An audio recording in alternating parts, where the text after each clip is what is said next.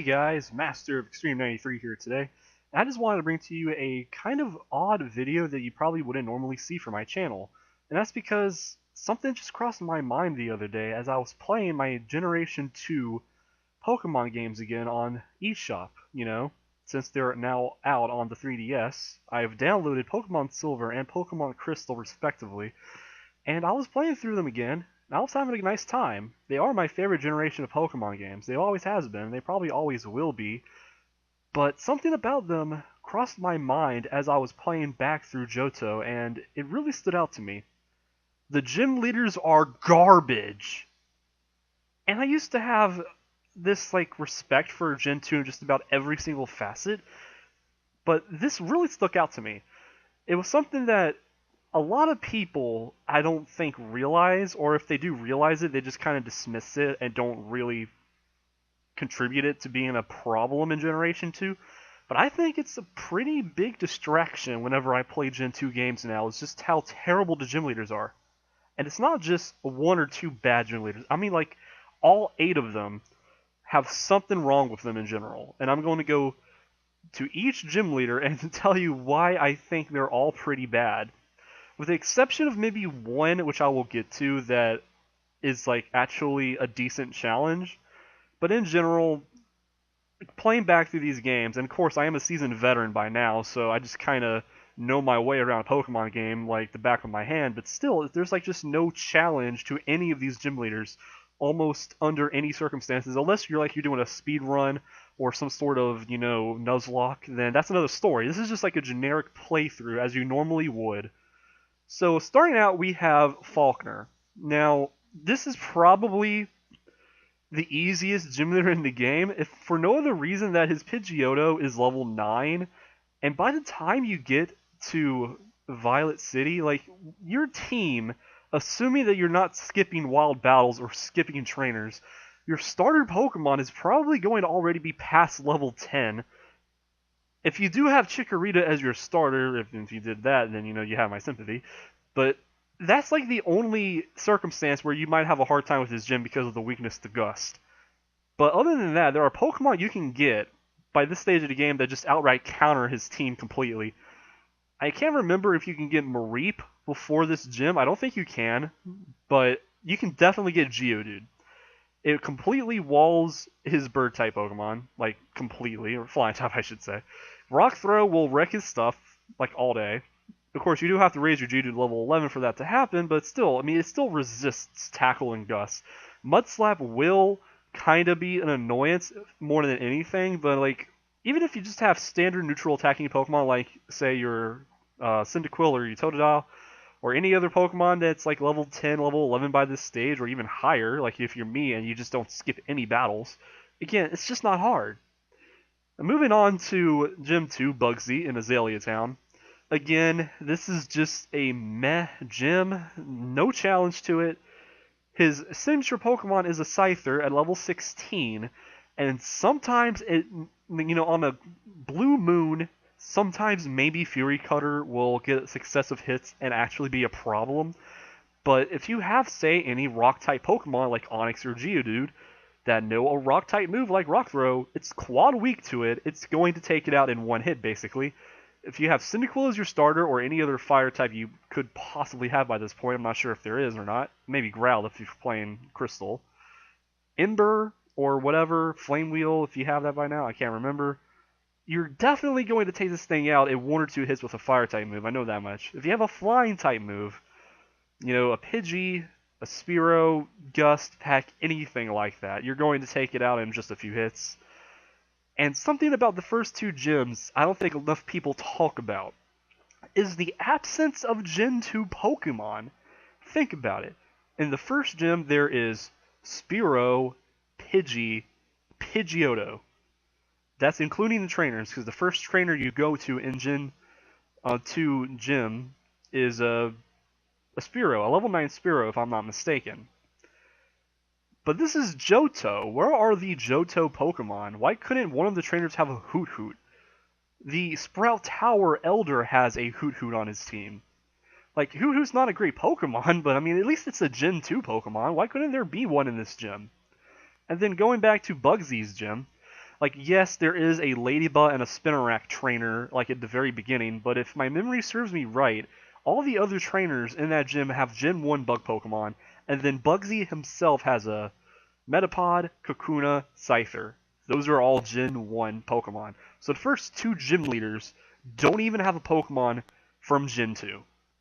Moving on to Whitney, and everybody knows by now Whitney is the meme gym leader for this generation. Oh, her milk tank is so hard, and kinda, yeah, there is merit to that. This is the one gym leader in this entire region where I will say you might have a genuine problem with if you're just not well prepared. But that doesn't make her impossible, far from it. And she's also the first gym leader to actually have a Gen 2 Pokemon on her team, Miltank. The rest of her gym is fairly easy. You have Meowths, Sintrets, so hey, another Gen 2 Pokemon trainer's using, and a Snubbull, and some Jigglypuffs along the way. They're all fine. It's a normal type gym. And that's kind of why this is probably a gym where you might run into some problems, is the fact that there is really no counter for her normal type Pokemon other than fighting type moves. Of course, you can get a Machop through trade at Goldenrod Tower. All you have to do is give a trainer at the second top floor, I believe, a Drowsy, and he will give you a Machop. Immediately, you raise that thing, you have access to Low Kick and Karate Chop. You probably won't have much of a problem at all with Miltank. But if you don't do that, Miltank can actually be a problem. Not just because of rollout, but because it can self-heal with Milk Drink, and Stomp is a very annoying move if you're not faster than her because you might get flinched. And of course we all know Attract. So if you have a team of male Pokemon and you don't have a female on your team, you're susceptible to getting attracted, and that could be a huge annoyance. But let's not forget her Clefairy either. If you watch YouTuber/streamer Worster, he does speedruns of Gen 2 games, and often his toughest problems with Whitney is actually his run-ins with Metronome Clefairy, her actual lead Pokemon. Of course, if you have anything that can take out that Clefairy before Metronome can cause any havoc, then it's not a problem. And it's only a problem for his circumstance because he's speedrunning. He has to try and encounter things that isn't going to hamper his progression. So if you're just playing a normal playthrough, you might not get the same sort of problems he ran into. But still, Metronome can be a bit of a problem if you're just unlucky. But more times than not, it's just going to be Miltank. And even with that said, there are counters for it, like I said. If you have Machop or any fighting type move, you can whittle away at it. And even with that said, if you don't, there are strategies you can use. If you have any stat boosting items like X Attack or X Defend or X Speed, if you happen to have any access to those things, that can definitely help you out. And it's not impossible, it's just maybe you might have to take one or two stabs at her before you get lucky, but it's not an impossible fight. Moving on to the fourth gym leader at Ecruteak City is Morty. And this is another really disappointing gym, because this is Gen 2. This is freaking Johto. And not a single Gen 2 Pokemon is present in his gym. To make matters worse, it's only the same 3 Pokemon. All of them the Gen 1 Ghosts. Ghastly, Haunter, and his signature Pokemon is Gengar. All of his trainers in the original Gen 2 games have just Ghastlys and Haunters, and it is just so annoying. Like, I know there wasn't a wide variety of Ghost Pokemon by Gen 2, but you still have Pokemon like Misdreavus. Why couldn't one of the trainers or Morty himself use it? It just doesn't make any sense to me. And by this time, you do have counters available for his Poison Ghost Pokemon. Any Psychic moves, any Ground moves, or any other Ghost moves, if you happen to have one yourself, if you caught a Ghastly or Haunter, that will just knock out his Pokemon fairly easy. Some people have a problem with his Gengar because it might use Hypnosis, put you asleep, and then use Dream Eater. And yes, Dream Eater is a terrible move to run into if you're not prepared for it. But if you have any Awakenings or Full Heals to wake up your Pokemon and just don't allow them to get hit with Dream Eater, he's just not hard at all. Moving on to the 5th gym, Chuck, and this is really where it just gets ridiculous. This is the 5th gym in the game, and not a single one of his Pokemon is Gen 2. You have the first two trainers, which are Hitmonchan and Hitmonlee. Third trainer uses Machop Machoke. Fourth trainer uses Primeape / Mankey. And then he himself, Primeape, and Poliwrath. All of these, I mean, yeah, Poliwrath is a cool Pokemon to face against a gym leader, I guess, if this was Kanto and not Johto. But why? Why does he have a Poliwrath on his team? Like, I know there probably isn't many other fighting type options you could give him for this stage. I mean, there is a Hitmontop, though. You could have given him a Hitmontop, I guess. It just doesn't make any sense to me. And again, it's more or less reiterating that this is the 5th gym in the game. And still, we've only seen one gym leader use a Gen 2 Pokemon on her team. It's almost insulting. It's like they got really lazy with constructing these gyms and these gym leader teams for us to go up against. Like, I just don't understand it. Going on to Gen 6, Gen 6, I mean, Gym 6, excuse me. We're not going all the way to Kalos. We have Jasmine. And this is the only other gym leader so far to utilize a Gen 2 Pokemon. But even she is so flawed in the sense that her gym doesn't even have any freaking trainers in it. No trainers at all. It's just her. That's so stupid. Why couldn't we have a couple of trainers to fight before we face Jasmine? That just doesn't make any sense. And of course, yeah, she does have Steelix, which is level 35, which is probably one of the higher leveled Pokemon you'll face along the original 8 gym leaders here in progression. But I will get back to, why this is also kind of stupid as we move along. Steelix itself can be a little bit of a problem, again, if you're just not prepared for it, but the recurring theme here is that you really shouldn't be unprepared for any of these Pokemon as you progress through the game, because the access to counters you run into is just crazy. If you have any Water-type Pokemon, any Fire-type Pokemon, or any Water or Fire-type moves, if you have a Ground-type Pokemon or Ground-type moves, I mean, you're not going to struggle. I mean, the only way you can struggle here is that if you're just going in completely blind, not knowing what a Steelix is. Which, I mean, I guess that is authentic if you're playing this game for the first time ever, but still, it's not impossible to work around. And her other 2 Pokemon, Magnemites. Fucking Magnemites. And in this generation, there are no abilities. There's no Levitate. They have a quad weakness to ground-type moves. You could hit a Magnemite with Mud Slap, and it would knock it down. It is pathetic. It's not even a challenge. Moving on to the 7th gym is Price. He uses Ice-type Pokemon, which is kind of unique. We haven't had an Ice-type gym leader before. But even his team is just disappointing because you're just progressing through the game normally, I guess. If you're getting the badges in the succession you're expected to give him, he is technically the 7th gym leader. Of course, you could challenge them kind of out of order. 5, 6, and 7 are in linear. But if you were to go linearly, 5, 6, 7, his team is weaker than Jasmine, in terms of the leveling at least. Jasmine has a level 35 Steelix, and Price, the 7th gym leader, has a level 31 Piloswine as his signature Pokemon. And again, it is a Gen 2 Pokemon, so finally we're getting into the theme of these gym leaders using some Gen 2 Pokemon on their teams. But by now, you have a team that's probably way higher leveled than his signature Pokemon. So even if you have a weakness to ground or ice-type moves, you're probably not even sweating at this point. And one of his other Pokemon, well, I think a Seal and a Dugong, if I'm not mistaken. And to my knowledge, the only other Gen 2 Pokemon in his gym at all are Swinubs, which are just the unevolved form of his signature Piloswine. So we're not really breaking any ground here. The reliance on Gen 1 Pokemon in these gyms through the trainers and the gym leaders themselves is just absurd. And I understand Gen 2 didn't introduce a lot of Gen 2 Pokemon. I think it was only an extra 100. But that's still more than enough to work with to try and make it feel fresh. And they just didn't really try that hardly at all. And finally, we get to the 8th gym leader, Claire.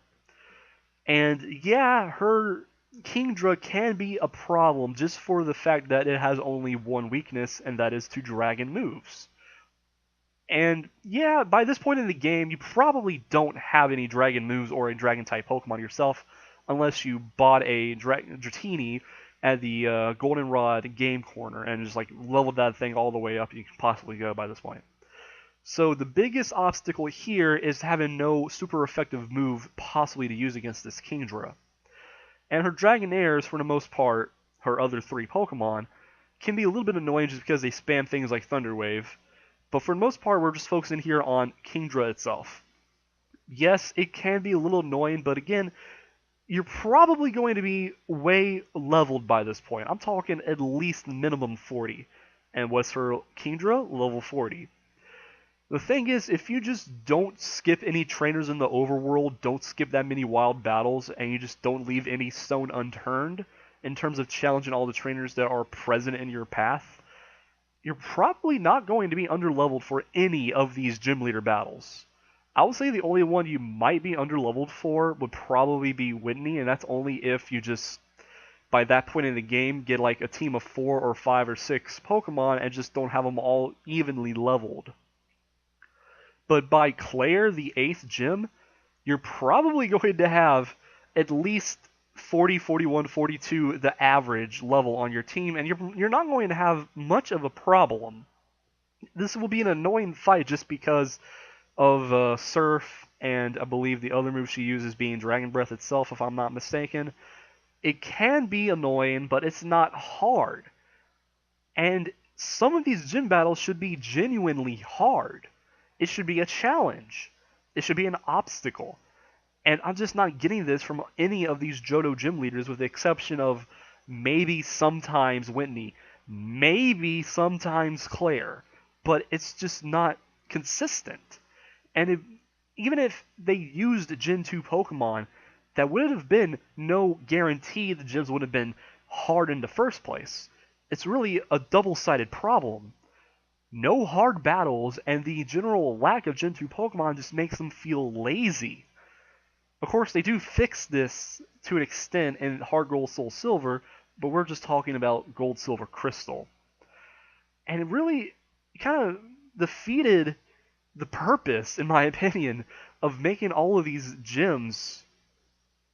Like, why couldn't they just, if they want to do the laziest thing possible, just have the Kanto gym leaders be the Johto gym leaders? At least we'd have, familiar faces. At least we'd have a slightly higher level curve.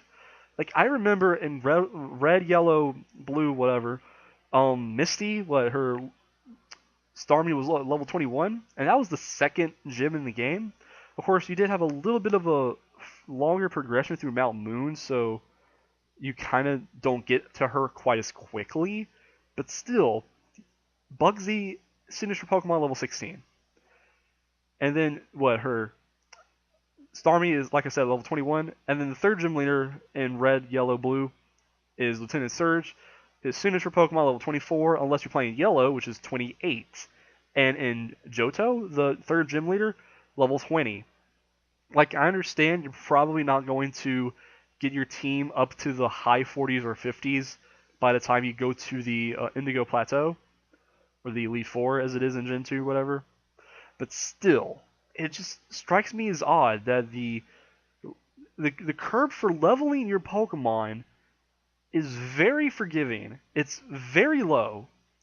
You're not going to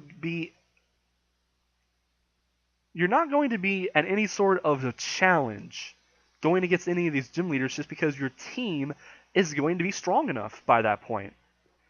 I mean, unless you just don't train your Pokemon, you avoid all wild battles, you skip trainers.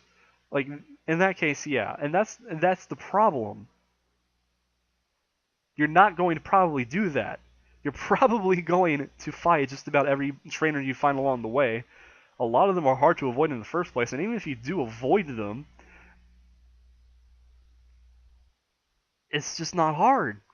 The teams are so poorly constructed.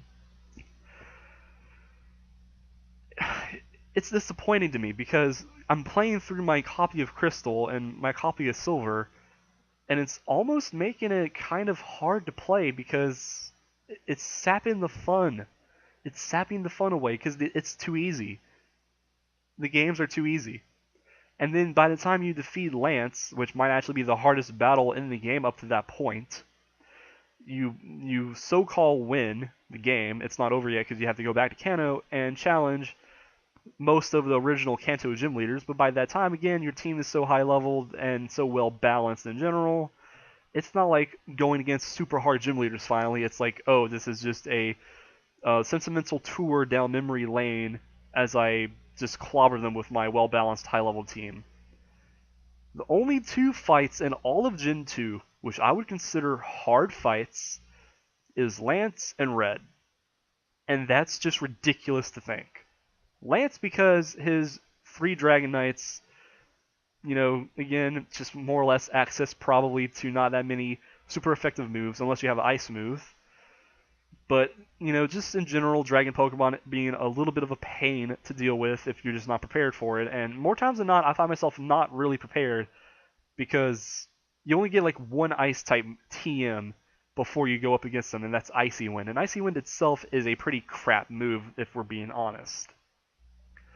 And Red because, well, his team is just super high-leveled, and it's just, if you're not at least minimum 50s or 60s going up against him, you might get overwhelmed. But even with that said, I mean, again, you have counters for counters for counters for days. His Pokemon, Red's team that is, being in the mid to high 70s with the exception of Pikachu, which is 81, I think it speaks volumes that a team can be that high leveled, and I can go in with a team of low or mid 50 Pokemon and still win. And that's if it's even a somewhat difficult fight. If it's an easy fight, I'm probably going to go in with Pokemon at high 50s, low 60s, and it's just even more of a cakewalk. The only Pokemon on his team that really present any sort of problem is Espeon and Snorlax, personally. That's just me.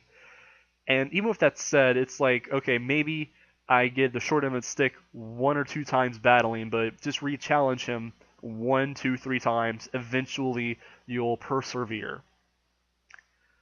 To think that out of the entire pick of trainers that there are in the game, including gym leaders, including Elite Four, only 2 battles where I was like, okay, this might be hard. This might be a pain in the butt to do a few times. That shouldn't really be present in a Pokemon game. A Pokemon game should have numerous fights that you have to really grind and really strategize and really be prepared for. It should be a challenge. It should be a fight. It should be something that you really have to work your butt off and, say to yourself, okay, I need to buckle down here, focus, and make all the right decisions and really do good. Of course, you're not going to get actual competitive battling level of strategizing in the in-game story, but it should still be hard enough to where you're like, okay, well, I need to think here. Do I have a strategy to go against X Pokemon? And it's just not present in hardly any of the trainers in this game, any of the gym leaders in this game. And it's just, it presents to me as just kind of a downer playing through these games again. Of course, Gen 2 is fun just because of the Gen 2 Pokemon that there are. Johto as a region itself just kind of being nice to play through. And I don't think I'm going to stop loving Gen 2 after this realization that I'm having, but it kind of is making me look back and think maybe Gen 2 isn't this perfect generation that I always thought it was. Because when I play my Pokemon games now, I still want a challenge out of them.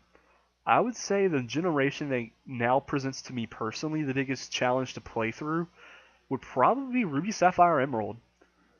And I probably would not have said that a month ago, but just this past month playing these games on eShop, I think that definitely has changed my opinion.